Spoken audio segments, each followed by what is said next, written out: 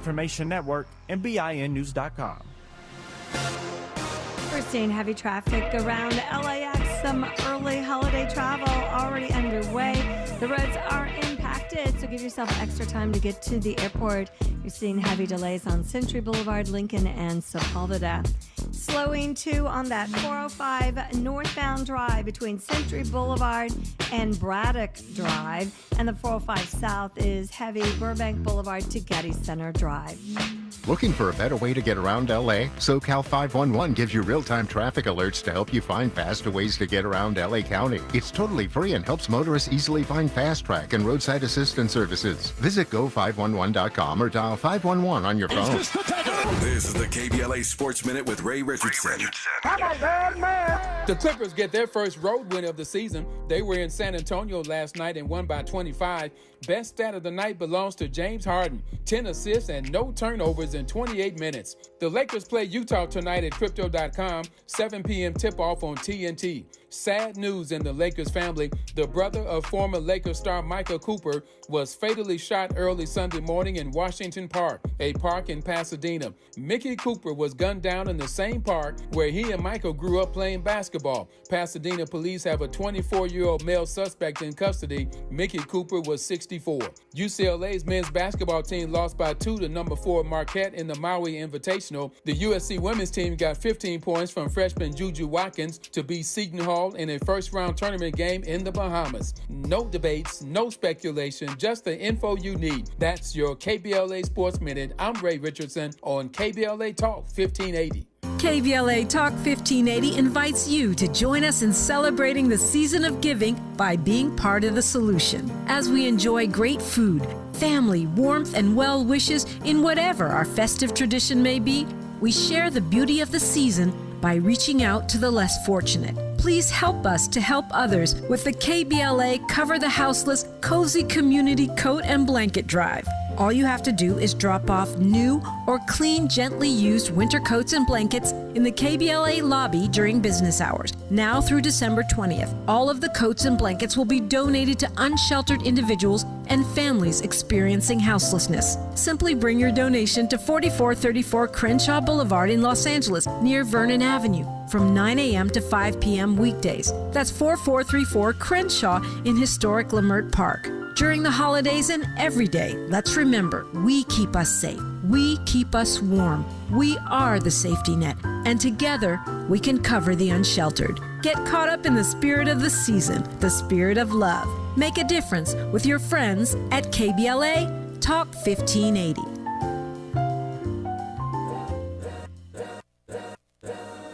All's my life I has to fight.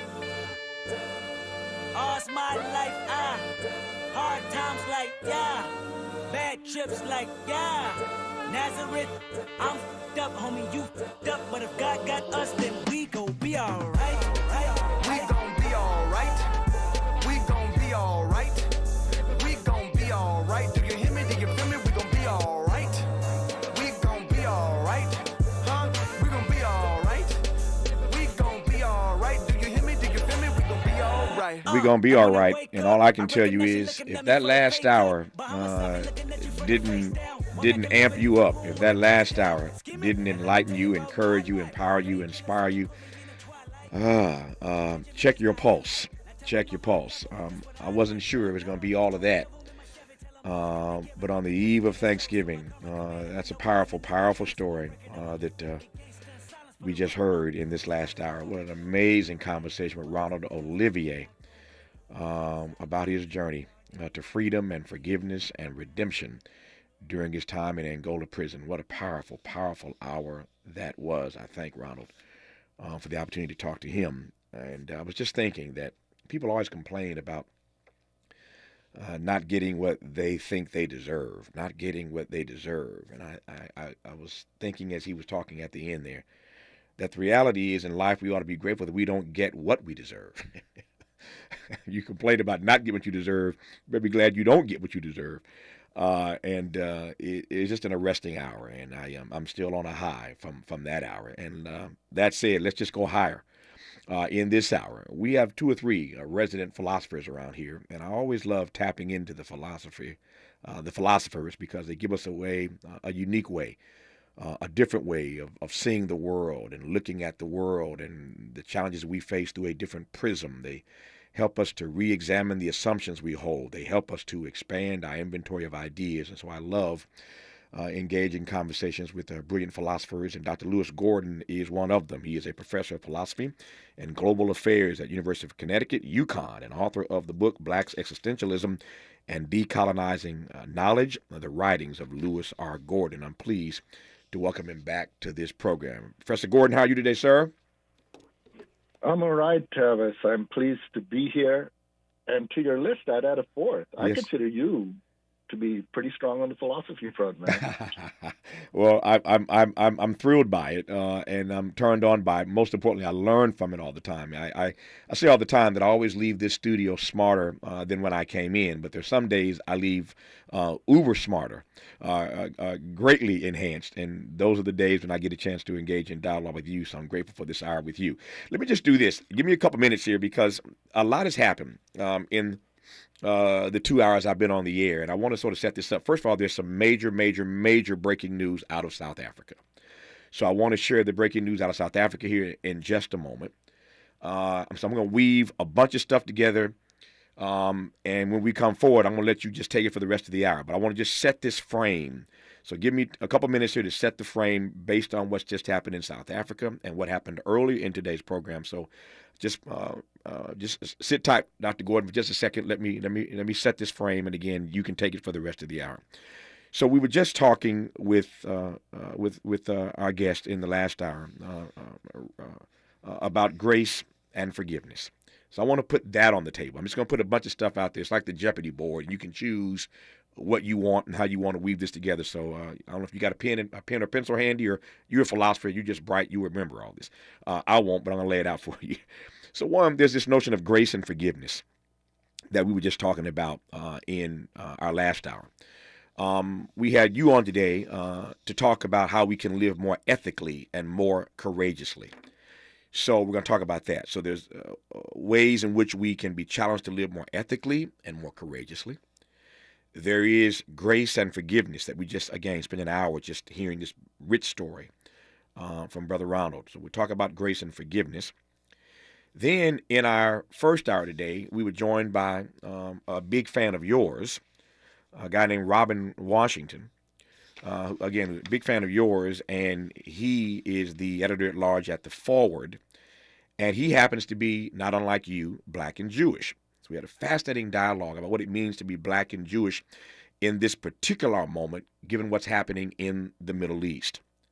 And then he raised this notion of civility and empathy. There's a lot there. There's civility and empathy. There is grace and forgiveness. There is living more ethically and more courageously. And speaking of being black and Jewish, as is Dr. Lewis Gordon, as was our first guest today, Robin Washington. I've never had a program, to my recollection, where I've had two black folk who are both black and Jewish on the same program. But then there's this news out of South Africa. South Africa lawmakers have voted in favor of closing Israel's embassy and cutting diplomatic ties with Israel. Now, that's a powerful statement from any country in the world, to close their embassy and to cut ties with the nation state of Israel. But South Africa is the nation that has done that. They see what's happening in Palestine as genocide, as ethnic cleansing, if you will. And they have cut diplomatic ties with Israel, effective right now, until and unless Israel agrees to a ceasefire in Gaza. Not these 3 or 4 hour breaks, but a ceasefire. But that is a bold, bold move. And I got a smart audience. I don't need to tell you any more what I'm thinking. It's South Africa who just made that announcement. There's a lot there. And I wouldn't entrust most guests. I got some great guests, but I wouldn't entrust most to take all of that and make something of it. But if anybody can, it's Lewis Gordon. I'm going to stand down when we come forward and let him take it the rest of the way. You're listening to Tavis Smiley.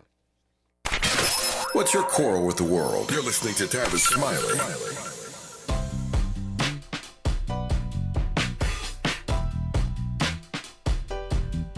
Escalade IQ. This the intro to the all-electric Cadillac, perfection like Zoom. And on a full charge, you get 450 miles without the stop. Haiku. This is what I do. Daddy fat intellect since 92. Linked all the way back, panoramic roof. Come with 24-inch rim standard. Ooh, why? Shawty don't kill him. Cadillac diamond in the back, cold chillin'. And when I'm on attack, on the track is no ceiling. Sky's the limit. You hear me? You hear me? Straight drop, no parachutes. Lay lines like a longitude and latitude. Feel it, beloved, clearly, we're hustling. Bustin', truckin'. Cadillac, Cadillac, Cadillac. For more on the Escalade IQ, visit Cadillac.com. Available late 2024. GM estimate 450-mile range. On a full charge based on development testing and/or analytical projection. Consistent with SCHA 1634 revision 2017 MCT. Range subject to change prior to production. Annual rates may vary based on service factors, including ambience temperature, terrain, battery age, and condition loading, and how you use and maintain your vehicle.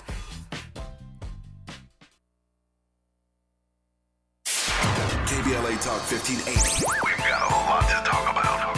Hi, Maisha Cairo here, KBLA, live at Chase Bank on Crenshaw and Vernon for the In This Together tour with female business owners, a day of empowerment, community panels, and best of all, tips on building business from marketing to capital. Today I spoke with Tatiana, a community manager for JP Morgan Chase. Thank you so much. Yes, my name is Tatiana Roberts. I am a community manager for JP Morgan Chase. I have to honestly say that this has been the most fulfilling position that I've ever had, where I get to give back to the community because I saw my mom's struggles.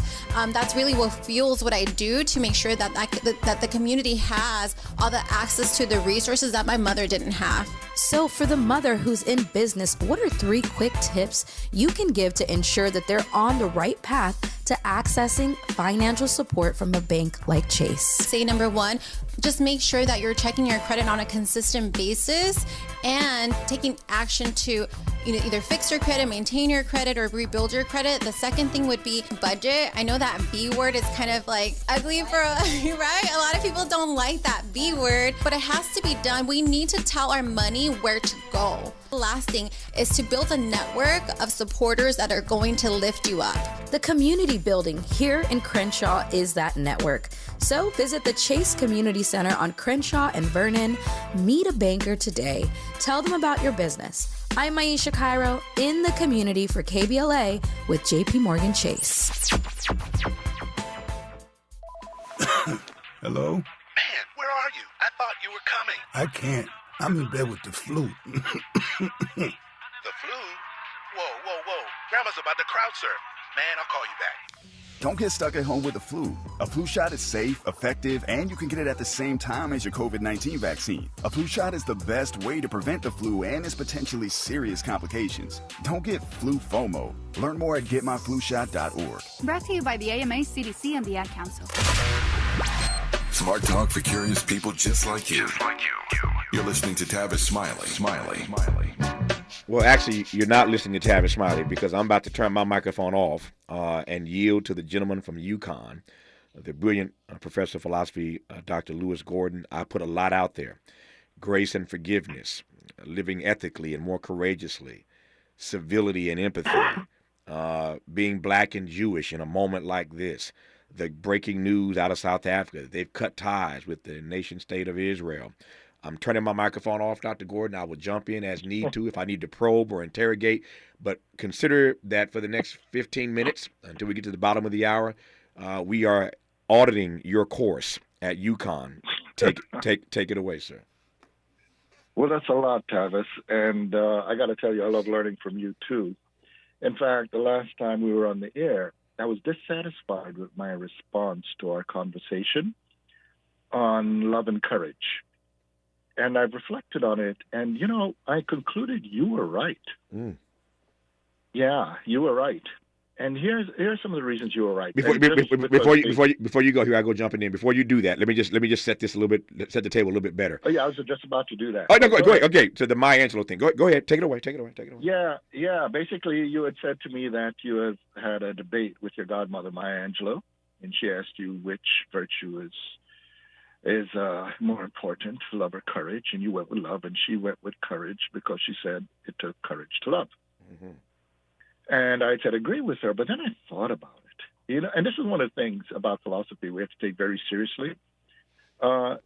It's not a philosopher is ultimately a student. We love to learn, so it's not that we have the answer for everything. It's we're trying to figure out things. And as I thought about it, I kept thinking about it. I began to realize you were right, actually. My position now is love more than courage. And here are the reasons. And it connects to a lot of what we're talking about today. First of all, the thing you have to bear in mind that in other languages, love is more nuanced than the way we use it in the English language. Okay? And so it's even questionable whether love is properly a virtue, because it actually, I would argue, transcends virtues and organizes them. And if we can understand that, right, one can understand, for instance, that one can love what is bad. So that's the first part. There's the thing there, right? But there's another problem that one can have around love with courage, okay? And that is that there are times where if one loves, and this is what I said before, if one lacks courage, one can be immobile. But here's the problem, okay? So at first it looks like courage is winning out. But here's the problem. What happens if one is courageous without love? If one is courageous without love, couldn't one now move into the terrain of cruelty? Now, isn't this what many soldiers, for example, face in situations where they construct an enemy, so to speak, that they must destroy, right? And a lot of people are doing this right now. Some of the issues we're talking about today, the world is being divided into just friends and enemies. And, when you begin to construct people as enemies, you begin to create a distance that's so far away from love that anything can be permitted. And now you're into the realm of cruelty. And so, the problem we have when we think about courage is not only of risking for these soldiers their own lives, but also the process of diminishing the lives of those they fight. And so there might not even be the construction of those they kill as enemies, but something even worse can happen if we have courage without love, because we get such a distance that we're just dealing with things. And this is part of this is where cruelty comes in, because there's a kind of mundanity of rendering one deaf to the suffering of others. I mean, this is what we're dealing with in the world today, right? There are people who can only hear if it's their side, but they completely close themselves off to the suffering of others who are not on their side. Now, another thing that struck me when we talk about love, right, is that if you have love without courage, what's interesting is that love without courage may not work because you're rendered immobile, but love is at that point questionable. In other words, many people talk about love that demands action, and those who love may be surprised. They're often shocked at what they would do for their beloved or what they love. So there are many people who would say, yo, man, I'm a coward. But, man, when you love sufficiently, you throw yourself in front of a bus for the person you love. Now, so the crucial thing about love is, as a motivation, is acting from love is, right, different from acting from hate. Love could lead to a paradoxical action, for instance, of willing not to have one's beloved. You could even be willing to lose for the happiness of the people you love because of respect for her, him, or them, so much that their freedom is honored. So, like, when you love people sufficiently, you want them to have blessedness, happiness. You want life to be good. And it struck me that if you look at many ancient myths, if you look all the way through, whether when we look at biblical or in other societies, one of the powerful things about love is love emanates. Love makes things grow. It shines. It empowers. Whereas hate is possessive. It destroys. It sucks away. It takes away. And so in this regard, then, it challenges the notion of possessiveness. And here's the thing. Bad love, which is what's questioned, is a pathological love of possession. But healthy love is liberating because it makes things grow. So as I thought about that, the very fact that courage without love slides into cruelty, it strikes me that, and I got to say this to you, Tavis, that you are right. Okay? So that's the first thing. And this is crucial because the core of ethical living is going to be connected to that love. Before you move off that point, let me just ask this. I said I would jump in when I need to. You're the professor today. We're auditing your class, and I want you to keep going because I'm taking notes and learning like the audience is. But as you were talking about good love and bad love, and the things that love will motivate us to do, and what it means to have courage without love, my mind for some reason went to the brilliant film from my now departed friend Jonathan Demme, who won the Academy Award for Best Director for Silence of the Lambs, but also directed a fine film called Beloved. A tough film for many to watch. Oprah was involved, of course, in producing it. It's based on the book by Toni Morrison, as we all know. But you know the story of Beloved and how she loved so deeply that she didn't want that baby to come into the world. How would you frame that kind of love, good, bad, or otherwise? I think there's a certain point where, and this is something that was leading up to a little later, that life isn't neatly in black and white. And people act under the conditions that are available to them. And so in a situation of absolute hopelessness, acts of love can be very different. And the complicated thing is, even though I said bad, sometimes it's questionable whether certain offerings of love, particularly possession, control, that whether those are love at all.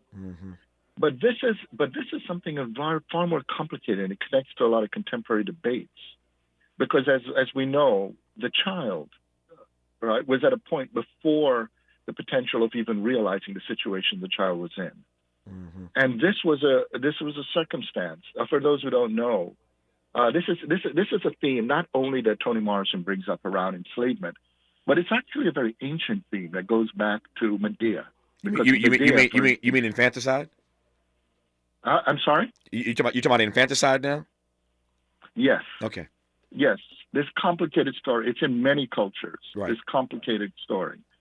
And so that one is even more complicated because, you see, there are societies that talk about love not only in the form of trying to liberate another, but love also in the form of the suffering, paradoxically, you're willing to take on for the people you love. Because some people would say that the mother didn't love her child, that enabled her to commit that act.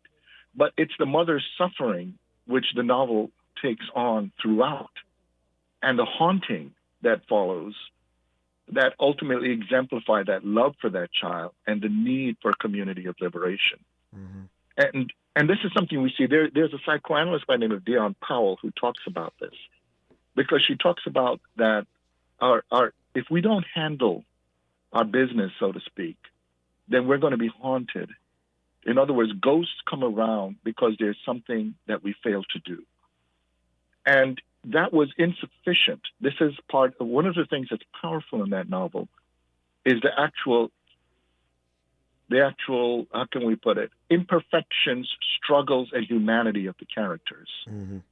And she brings up something that's very chilling for us to think about. Can you love someone so deeply that you would actually cut off their life rather than have them live the suffering to come? Yes. And I think the jury is out on that one. I don't want to give a neat answer for that. I think Morrison's brilliance, not only in that novel, but even her first novel, Bluest Eye, was to not make it neat. You know, the way she mixes the language of the child with the language of the adult to show the kind of horror of certain kinds of mixtures and what they create.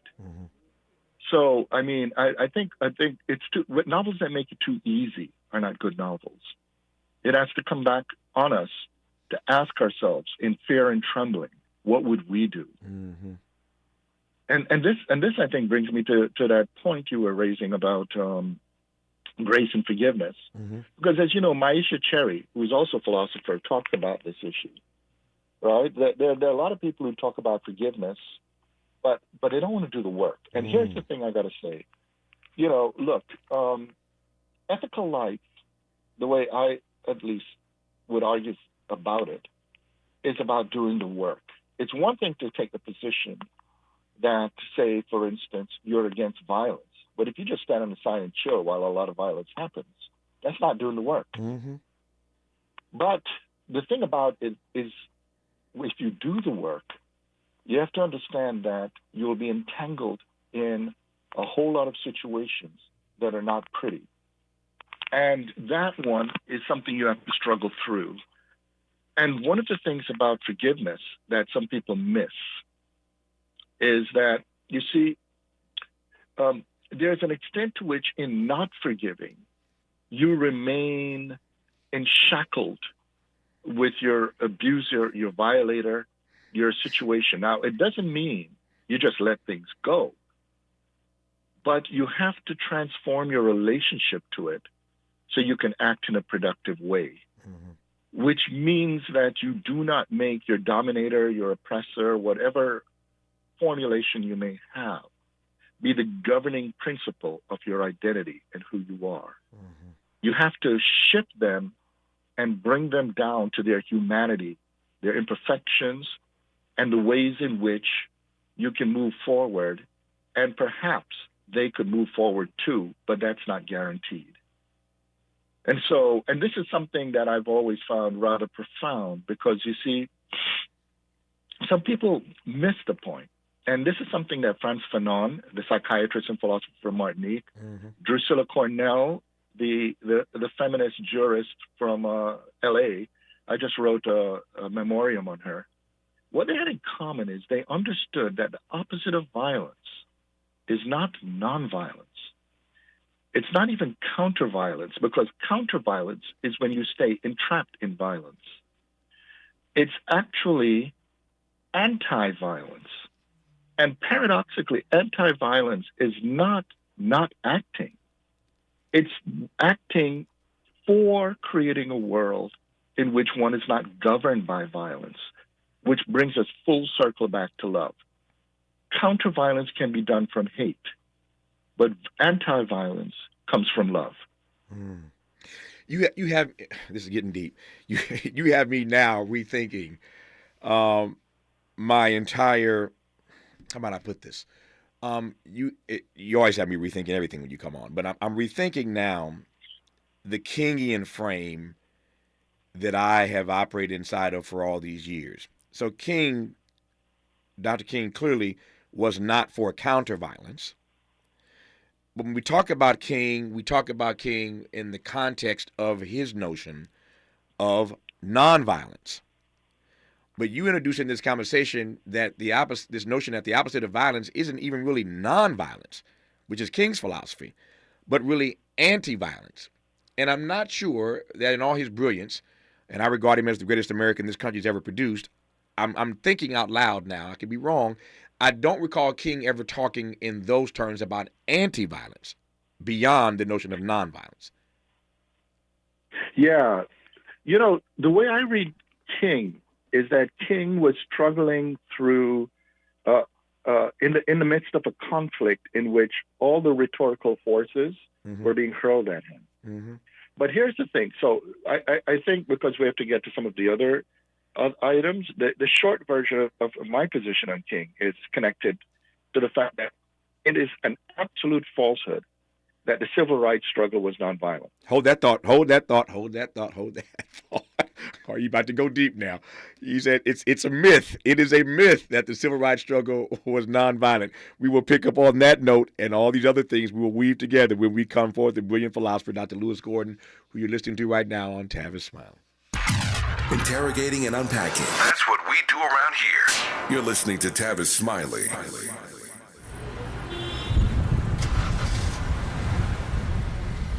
What's up, party people? It's your favorite MC's favorite rapper, MC Light here. And we're celebrating 50 years of hip-hop, authentically powered by Cadillac. And we're going to take it way back to where it started. It was only fitting that hip-hop began with teenagers at a back-to-school jam in the rec room of a South Bronx apartment complex by an 18-year-old brother. By the way, I'm also sure he had a Cadillac parked outside. He noticed the energy on the dance floor when he switched between two turntables, extending the beats, repeating the breaks, and never losing the rhythms. And that was the birth of hip-hop. And from that moment, it took off. For more on how Cadillac is celebrating hip-hop's 50th, visit Cadillac.com/audacity. I'm Tyreek Wynn. Here's the latest on the Black Information Network. Toledo, Ohio police are working to locate a man that has not been heard from in more than 2 weeks. Thomas White Jr.'s mother said she last heard from her son on Facebook on November 6th and that no one has been able to get in contact with him since. She tells police that her son was recently assaulted and that he has expressed suicidal thoughts since the incident. Thomas White Jr. is described as a black male standing 5 feet 6 inches tall, weighing 185 pounds. Tiger Woods, who is black, is set to make his first competitive start in 7 months. Woods has committed to playing in the Hero World Challenge in the Bahamas starting November 30th.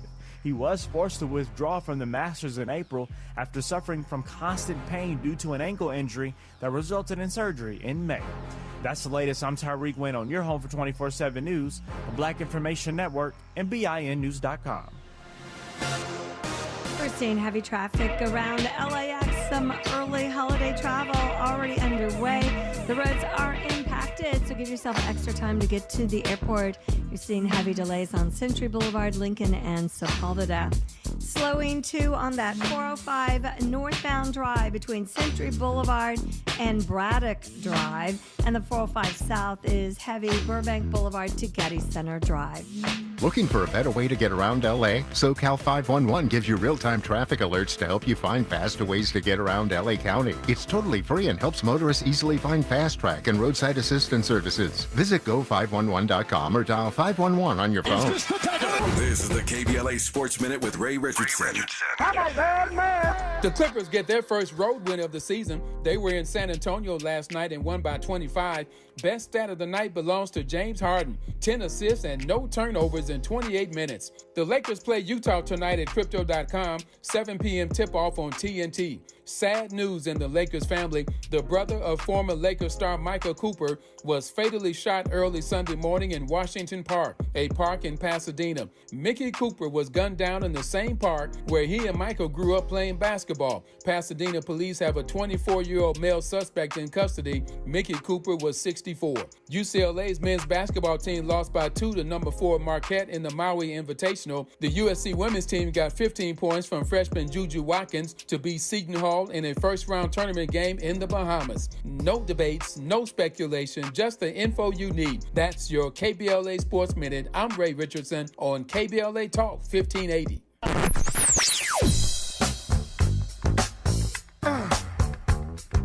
This is KBLA Talk 1580. Talk radio. That's music to your ears. We're unapologetically progressive. KBLA Talk 1580. We've got a lot to talk about. Race, culture wars, political turf battles, criminal justice and injustice, the courts. These are the conversations you won't hear elsewhere. My guests are leading journalists, celebrities, and sports figures, elected leaders, and influencers. They aren't afraid to get into it and say the quiet part out loud. With Ariva Martin in real time, your commute just became the most engaging part of your day. Tune in weekdays from 4 p.m. to 6 p.m. or find us on YouTube. Ariva Martin in real time, when you want it straight, no chaser. Unapologetically progressive. KBLA Talk 1580. We've got your black. Don't miss the last days of Black Friday deals at Target. Save up to 50% on select tech and video games. Plus, save up to 40% on select small appliances, 40% off pajamas for the family, and so much more. And get free shipping when you spend $35 or use your red card at Target.com. But hurry, these Black Friday deals end Saturday. Get low prices and great Black Friday deals now, only at Target. Exclusions apply.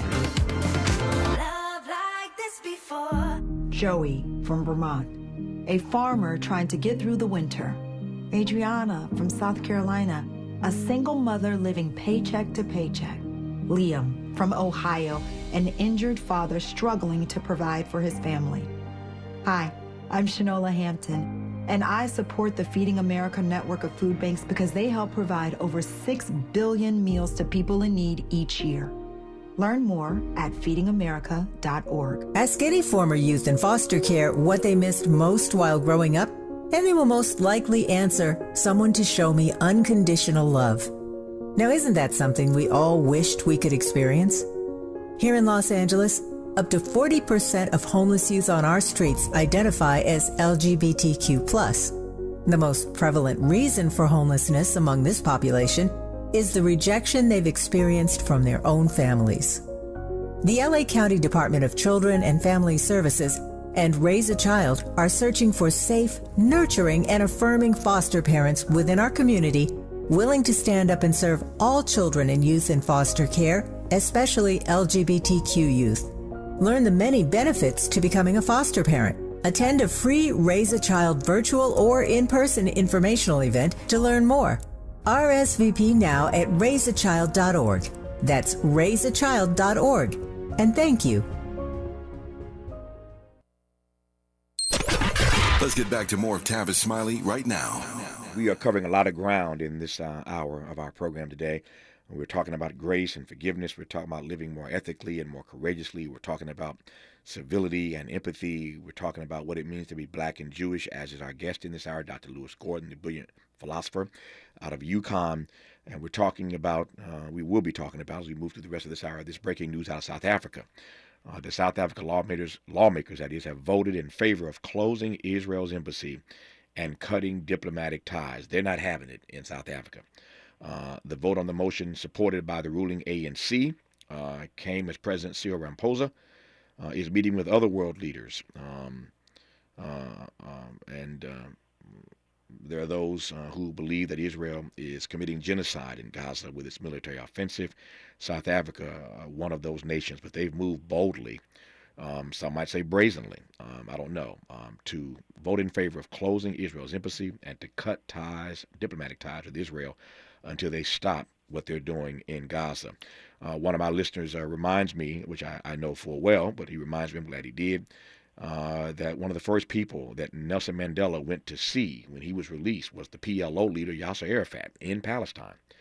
It's one of the first visits that Mandela made when he got out, was to visit Yasser Arafat in Palestine. And I remember very vividly, like it was yesterday, when Mandela came to this country and he appeared on Nightline with Ted Koppel.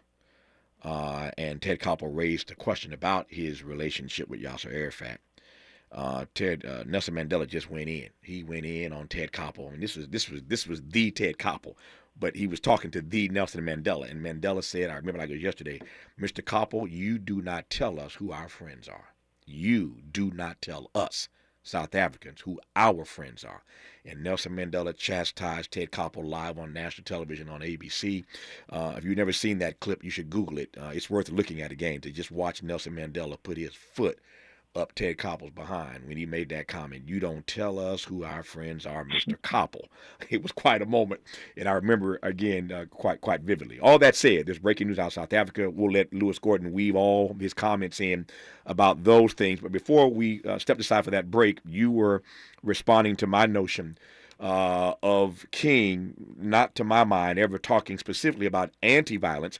You were saying, in your own brilliance, that the answer to violence is not even nonviolence, and it certainly isn't counter-violence. It's what you call anti-violence. And you then said that it is a myth to believe that the civil rights movement was nonviolent. Take it away, Dr. Gordon. Sure. The bottom line is that the history of this society has been such that violence is only violence if it happens to whites. As a consequence, look at the civil rights movement. Look at the number of black people who had dogs on them, burnt alive, bombed, injured, imprisoned. Number of black women and men who were raped. The number of just mob assaults. That is a violent situation.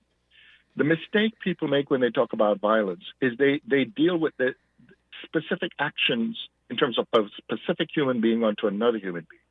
But they don't talk about an atmosphere of violence, an entire way in which a society could be organized in such a way that it diminishes the lives of others, in this case, black people or Native American peoples, in such a way that it inflates the life of others. So when white people were killed, that was violence. And because the number of white people who are harmed, in fact, when we think about the instances where white civil rights activists were harmed, that eclipsed the reality of the blacks they were with.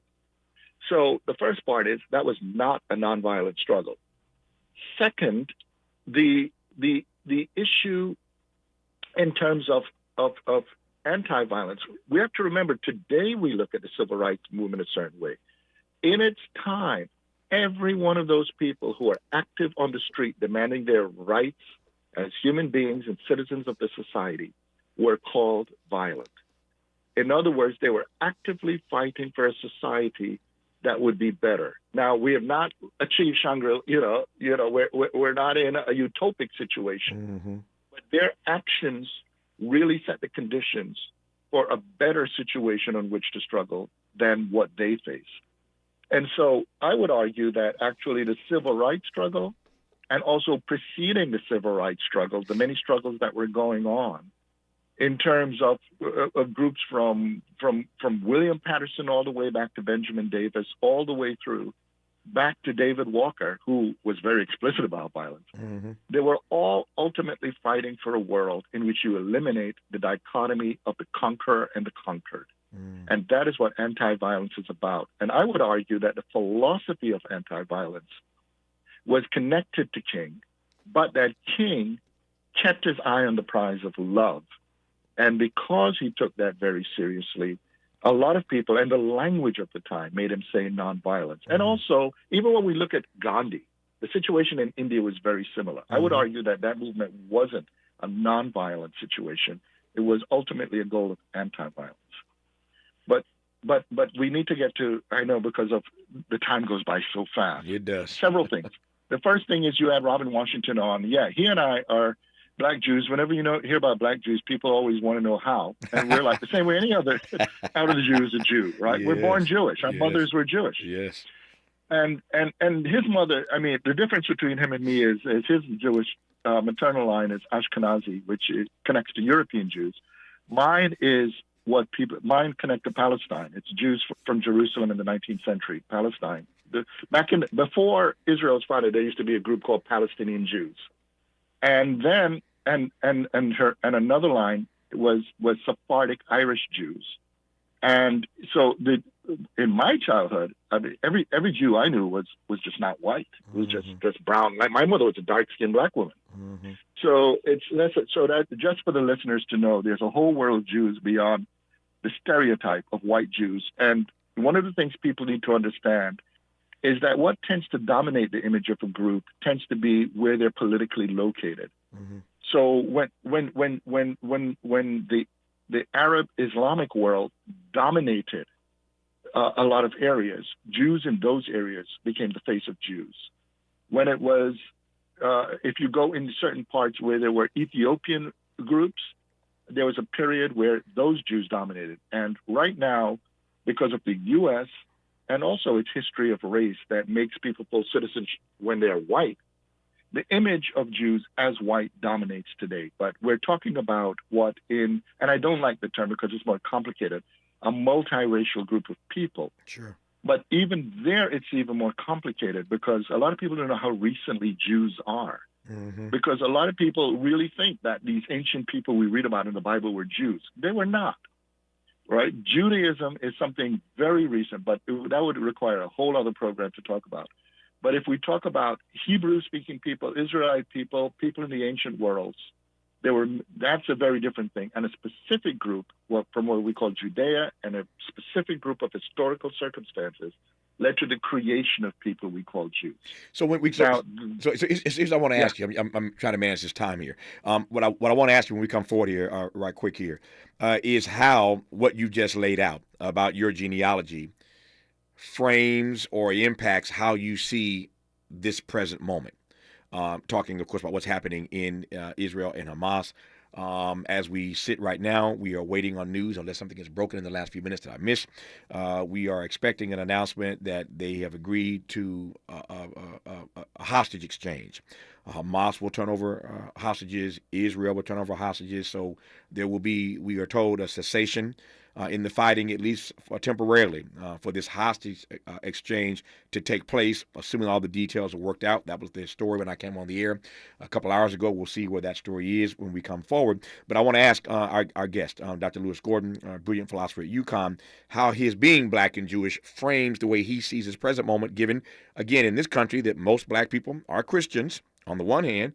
On the other hand, we understand what the Palestinians are going through, and we feel for them. How do you square, juxtapose those things? We'll talk about that when we come forward right quick on Tavis Smiley. For all the freedom-loving folk, this is Tavis Smiley. I feel like freedom. What is dedication? My biggest fear in the middle of my addiction was that my kids wouldn't have a father. And I started thinking, you know what? This isn't my story. I definitely had to become a better man to be a better father. It's important to me that my kids are empowered and truly believe that if they can think it, they can do it. That's dedication. Visit fatherhood.gov to hear more. Brought to you by the U.S. Department of Health and Human Services and the Ad Council. Joey from Vermont, a farmer trying to get through the winter.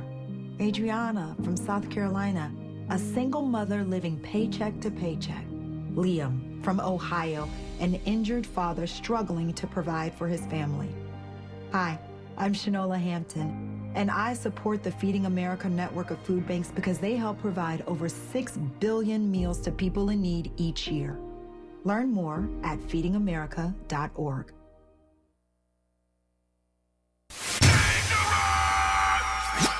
Environmental justice, pollution, and climate. In Los Angeles and across America, people of color are suffering and dying from disproportionate health impacts on a planet that has less than 10 years to prevent irreversible damage.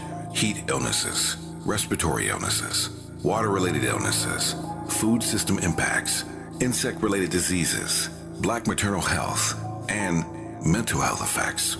As the impacts of climate change mount, millions of vulnerable people, our people, are going to bear the brunt of these extreme environmental events, which will likely lead to forced displacement, loss of cultural identity, and other related risks. These realities are as real as rain. Stay tuned to KBLA Talk 1580 for more details about the most progressive multimedia and live events campaign any black media outlet has ever undertaken to combat the climate catastrophe. Experts, events, empowerment. It's all on the way from unapologetically progressive KBLA Talk 1580.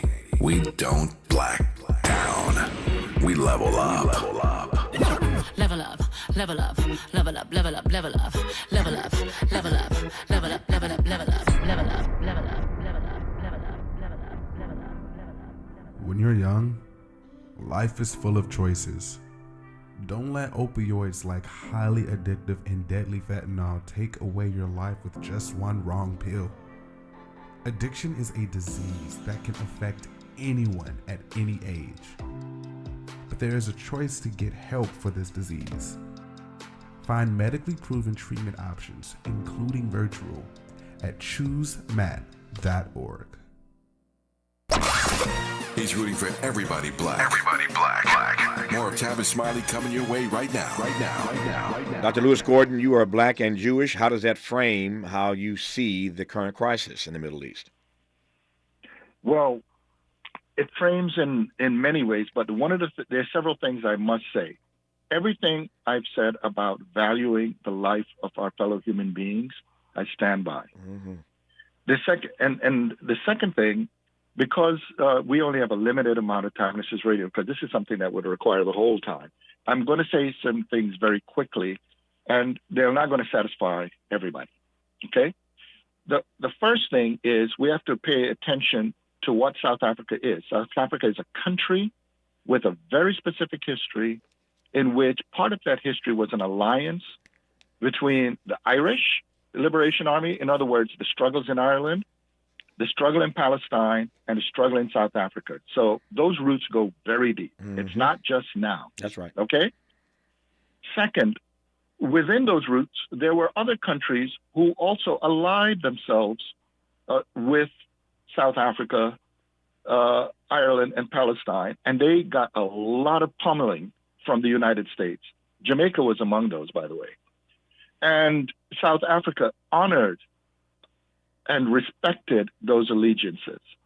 So South Africa takes very seriously what it is to come through for the allies they had during those difficult times. Mm-hmm. 3, in South Africa, and this is something people don't understand. The policies that were implemented in South Africa, the apartheid system and all of that stuff, were actually, the blueprint for them were actually from the United States and Canada. So for South Africans, with that history, seeing now the United States, when the South African, particularly Black South Africans, will identify with the Northern Irish and with Palestinians, and they know the U.S. history around apartheid South Africa, that already is creating post-traumatic stress at a political level. Yes, it is. Okay? Yes, it is. Yes, it is. I got you. Next, the other thing that we have to understand, and this is hard for many people, about what political responsibility is. Political responsibility is about being an adult, which means that a lot of people want a naive world in which when you make difficult ethical, political, and courageous choices, you're to do them without consequence. Now, South Africa knows what the consequences are in terms of its relationship to not only to the U.S., but also to Russia. And a lot of those, and what's going on with also China. So you put that together, South Africa has the right, we already know, as a country, but it also has made a stand. In other words, South Africa did not want to be exclusively rhetorical. Now, I can't speak for the exact minds of the people who made that vote. Sure. But it strikes me, if as a country you're going to condemn another country's action, you got to put some teeth behind it. And so it seems to me, when I think politically, okay, that the South African country, the South African government is doing the right thing, given its position. Not just given its position, but to your point, given its history. And I'm glad you laid that history out brilliantly and quite precisely, because if you understand its position, born of its history, then this decision today that everybody's going to be talking about for the next couple of days makes perfect sense. It is shocking on some level to see any nation state say they are cutting diplomatic ties with Israel over what's happening in Gaza. But when you understand, again, the history, then you hear Dr. Gordon say in their minds and given their situation and their standing and their position, they have done the right thing consistent with where South Africa has always been. Our remaining moments, Dr. Lewis Gordon, when we come forward on Tavis Smiley. From Leimert Park with love, this is Tavis Smiley.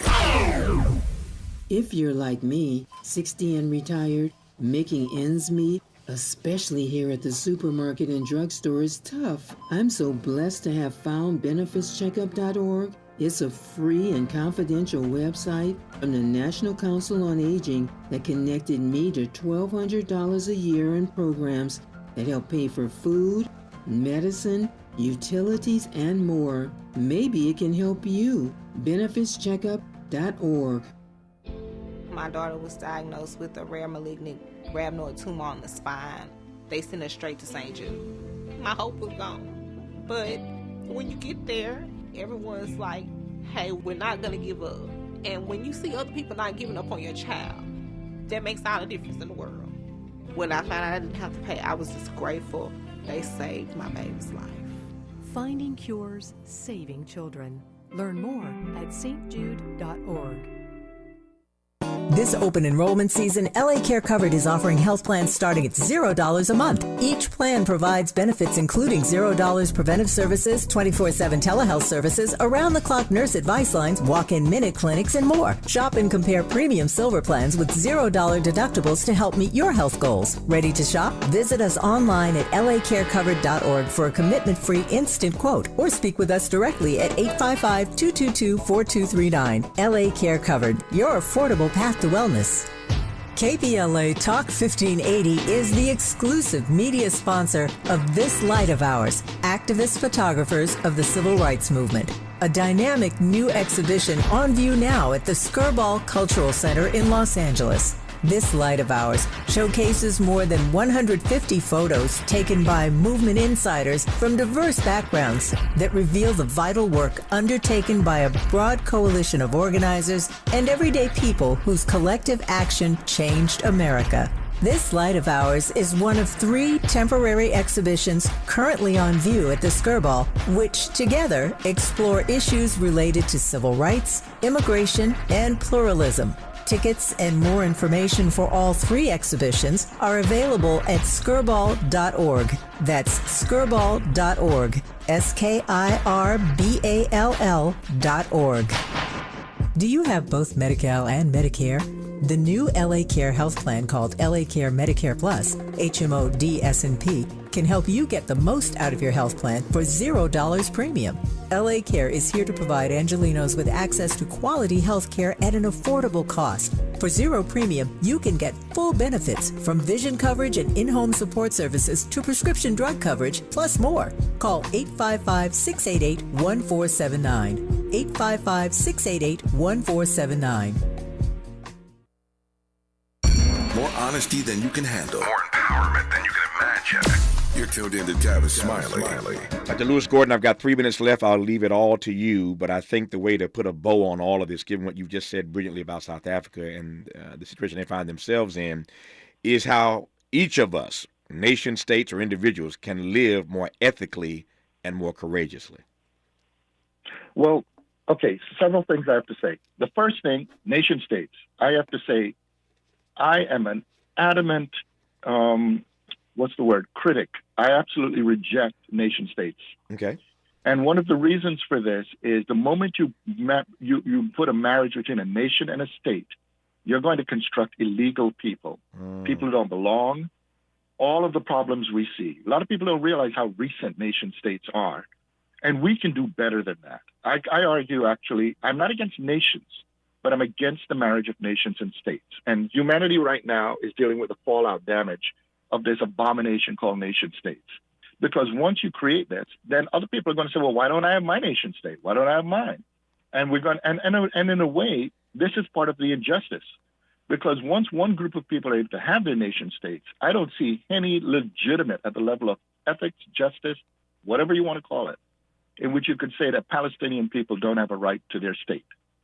But the fact of the matter is, if everybody got nation states, we're going to have to start dealing with realities of what it is to live politically and ethically on a planet in which we're all so interconnected that those kinds of models don't work. Yeah.